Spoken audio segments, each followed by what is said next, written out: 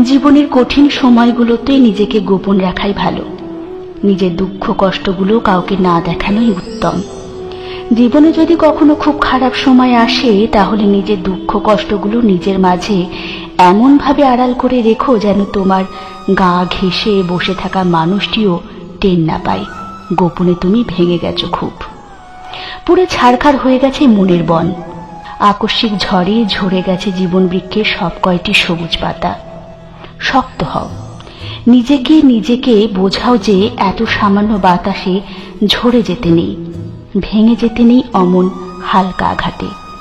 কান্না পেলে একা একা গোপনে কাঁদো, তবুও নিজের ক্ষতগুলো কাউকে দেখাতে যেও না। মনে রেখো, যে নিজের জন্য আলো হতে পারে না, পৃথিবীর সমস্ত আলো মিলেও তাকে পথ দেখাতে পারে না। জানোই তো, মানুষ বড় নির্দয়। ভেঙে যাওয়া মৌচাক দেখলে কটা ঢিল মেরে আরো বেশি ভেঙে দিয়ে পৈশাচিক আনন্দ পায়।